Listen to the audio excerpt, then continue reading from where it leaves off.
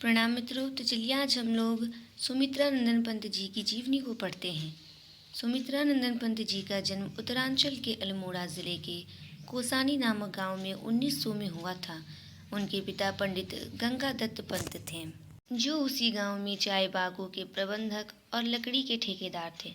अर्थात उनके पिताजी अपनी आजीविका के लिए चाय बागानों के प्रबंधक के रूप में कार्य किया करते थे और लकड़ी के ठेकेदार भी थे।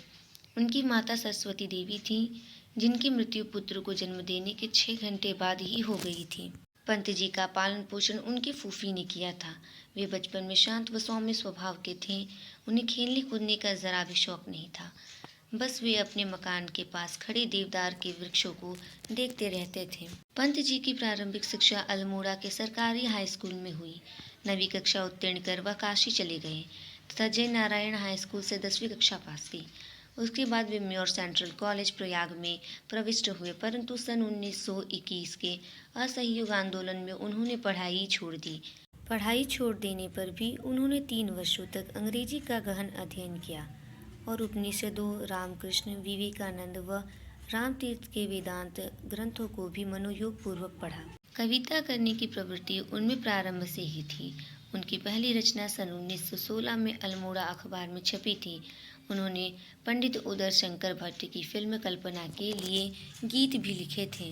लोकायतन संस्कृति पीठ के निर्माण और संगठन में उन्होंने पर्याप्त सहयोग दिया और रूपाम के संपादक भी रहे। अर्थात उन्होंने रूपाम पत्रिका के संपादक के रूप में भी कार्य किया। वे आजन्म अविवाहित रहे। उन्होंने कभी भी विवाह नहीं किया। वे आजन्म अविवाहित रहे। प्रयाग रेडियो स्टेशन पर उच्च अधिकारी होते हुए भी उनकी साहित्य साधना निरंतर चलती रही। अर्थात उन्होंने प्रयाग रेडियो स्टेशन पर एक सरकारी अधिकारी के रूप में कार्य किया, फिर भी उनमें जो साहित्य के प्रति साधना थी वो निरंतर चलती ही गई, उसमें कभी भी कमी नहीं आई। उनका देहावसान 28 दिसंबर 1977 ईस्वी को हुआ। पंत जी छायावाद के 4 स्तंभों में एक हैं। उन्हें साहित्य अकादमी पुरस्कार, भारतीय ज्ञानपीठ पुरस्कार एवं सोवियत लैंड नेहरू पुरस्कार से सम्मानित किया गया। यद्यपि पंत जी कवि के रूप में ही जाने जाते हैं, यद्यपि उन्होंने गद्य साहित्य के विकास में भी अपना सहयोग दिया है।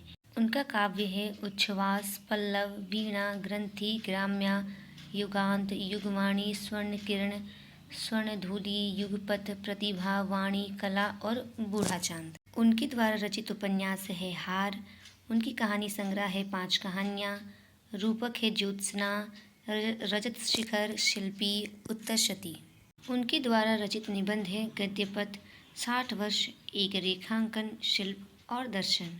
उनका अनुदित रचना है मधुज्वाला नामक उमर खय्याम की रुबाइयों का हिंदी रूपांतरण। अर्थात उन्होंने उमर खय्याम की रचनाओं का हिंदी में अनुवाद किया है। उनका काव्य संकलन है पल्लविनी, आधुनिक कवि भाग 2, कविश्री, रश्मिबंध, अभिषेकिता और चितंबर। पंत जी प्रकृति प्रेमी थे। प्रकृति की सौंदर्यमय शक्ति उनके समक्ष देवी, माता, सखी और प्रियतमा के रूप में अभिव्यक्त हुई। वे छायावाद और रहस्यवादी हो गए। प्रकृति में उन्होंने मानवीय भावों की छाया का अवलोकन किया है। पंत जी सुकुमार भावनाओं के कवि हैं।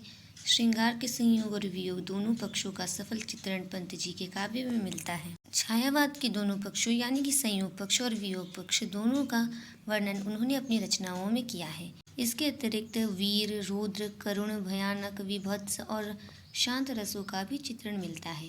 पंत जी का श्रृंगार चित्र मानव जीवन के निकट है और मानव सुख दुख के कवि हैं। पंत जी के काव्य में अलंकार मानो बिन बुलाए आ गए हैं। उन्होंने शब्द अलंकार और अर्थालंकार दोनों का ही प्रयोग किया है। जैसे रमणी के नुपुरों की झनकार रसिकों के मन को आकर्षित करती है, उसी प्रकार पंत जी के अनुप्रासों की आनंदमयी भावुक जनों को मुग्ध बनाती है। पंत जी का छंद योजना अत्यंत विशुद्ध, व्यापक एवं सार्थक है।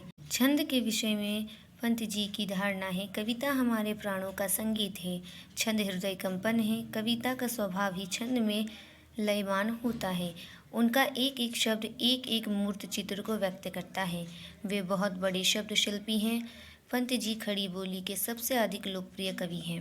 वे भाषा दृष्टिकोण से संगीत के निकट हैं। भाषा के संबंध में पंत जी का कहना है कि भाषा संसार के नादमय चित्र हैं, ध्वनिमय रूप है। यह विश्व के हृदय तंत्री की झनकार है, जिसके स्वर में वह अभिव्यक्ति पाता है, अर्थात कवि इसी के माध्यम से अपनी अभिव्यक्ति करता है।